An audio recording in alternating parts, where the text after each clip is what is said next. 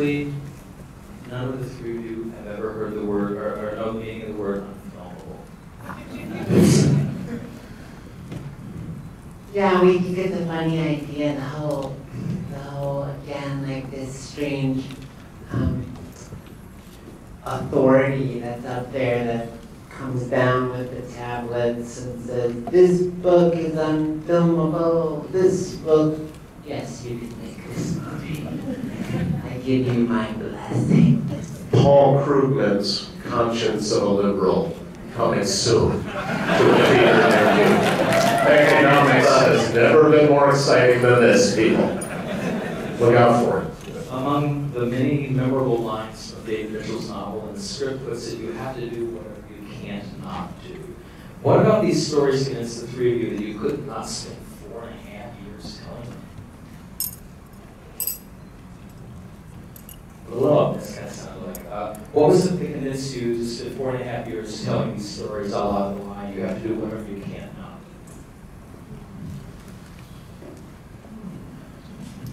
We wanted to spend time with each other, and it was actually nice that it took so long. We don't want it to end. We were like, David, hurry up, start writing Alice 2, so we can. We wanted to make a movie that tested the most stalwart bladder. That was amazing. We all just participated in this sociological experiment.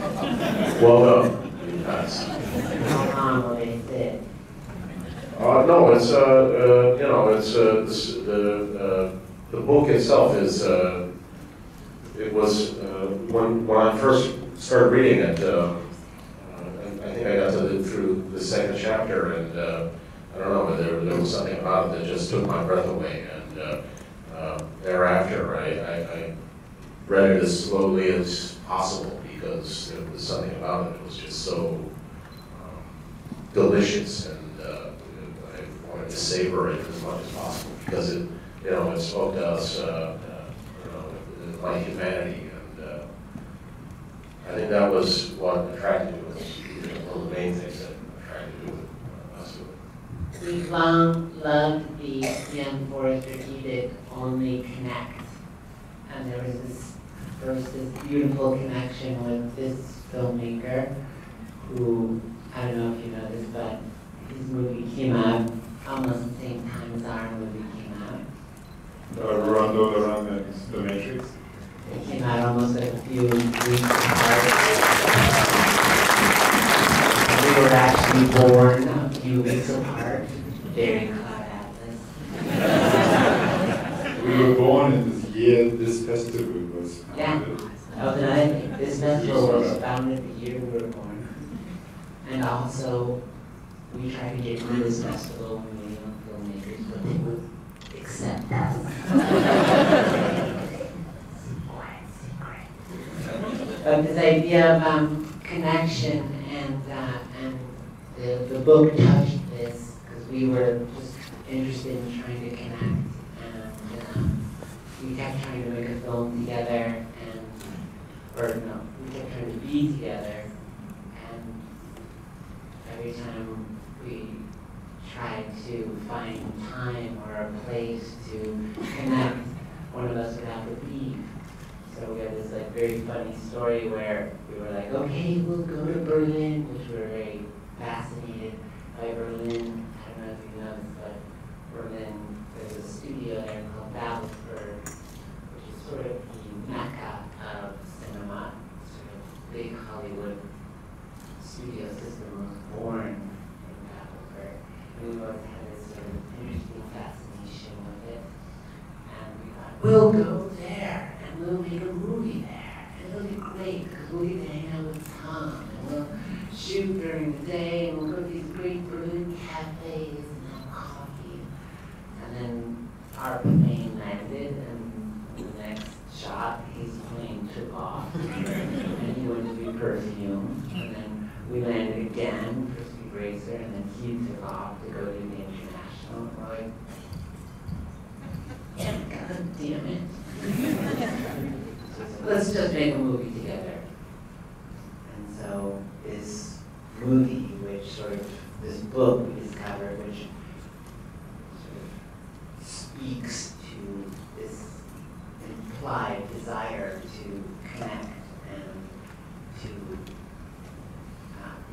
art in the service of trying to speak to the potential future and be in dialogue with the past and how our movies are sort of all similar.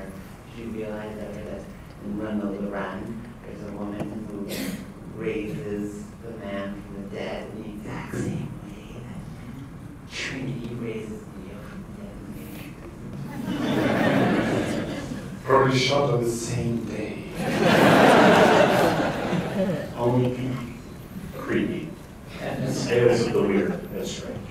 yet another weird and strange example of how there's so much stuff in here. This has like, it's recognizably the film of people who made the Matrix trilogy, Perfume, Speed Racer, Run Lola Run.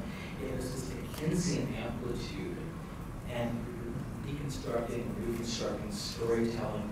But it still has this generous, overwhelming weight of just that kind of storytelling, which is rare nowadays. I mean, people do 20-hour TV series. If you had, The Wire or something, a series like that, Breaking Bad, and say, okay, actually, in under 3 hours, you have that level of Dickensian generosity. I mean, I think we talked earlier about this being something that attracted you. How do you tame that, though? How do you tame that model into something that you say tests lives and other things? Well, we felt very attracted to it because of this multitude of voices that are in the book, and that they were so beautifully combined into one. And we admit that we didn't know whether it was possible when we started the process. When we sat down and said, okay, let's try and make a screenplay out of this, we said, it's an experiment. We don't know, and if we fail, then we fail. And it was a double test because it was also a perfect test for the three of us to find out how it would be to be going on this kind of a journey together, because when we felt like if we can write together, then we can do everything together. Writing is very intimate, very personal, very seclusive usually, and you're kind of sitting on your lap for hours, days, weeks, months, years. And you need to like that lap for that reason. And we did. That was quite quickly off the table as a subject. But identifying a way to find into the novel was a step-by-step project by dissecting the novel, taking it into pieces.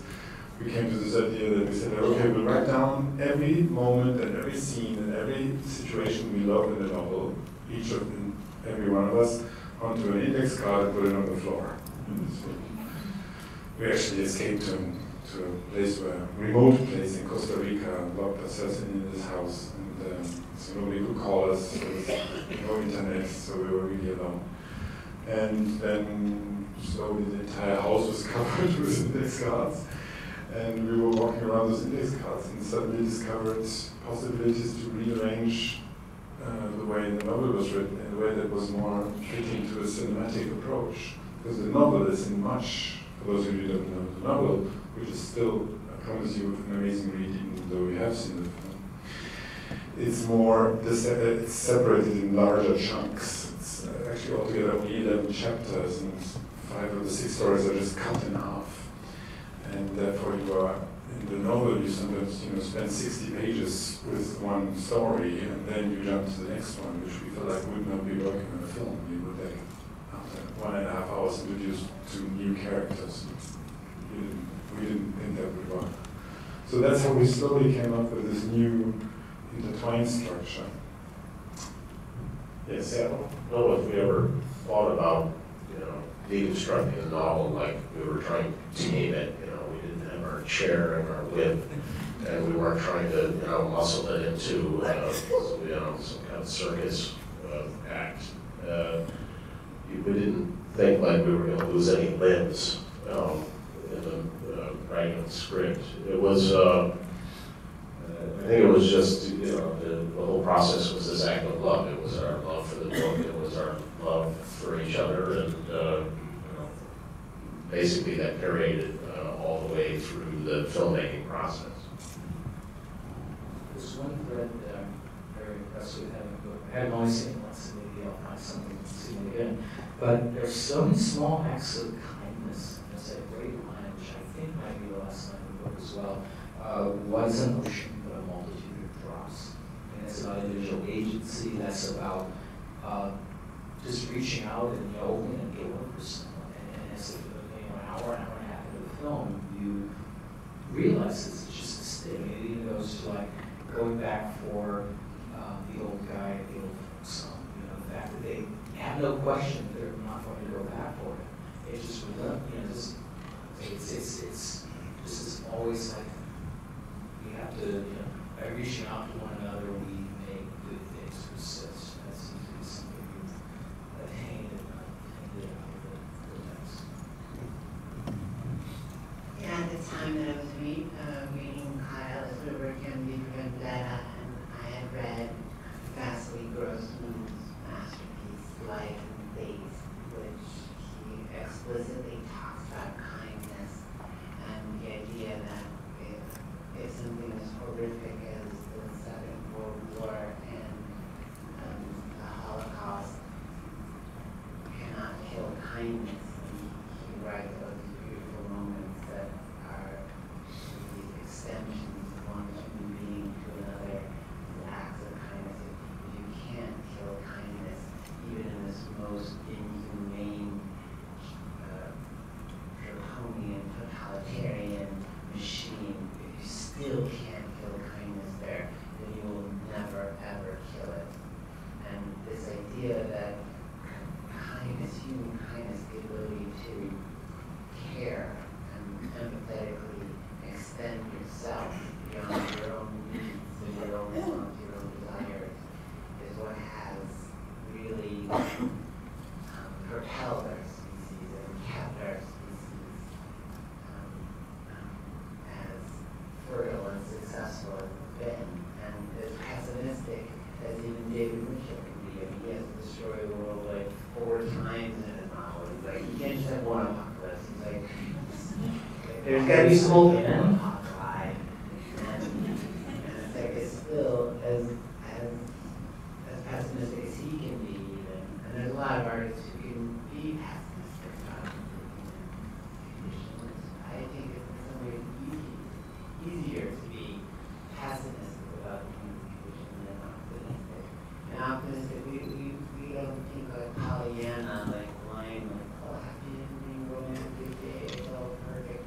That isn't really optimism. And optimism is, I think that actually art in itself is an optimistic act, where you believe that there is someone who's going to be affected. You believe that we're going to reach out and share your point of view. It's an act of optimism.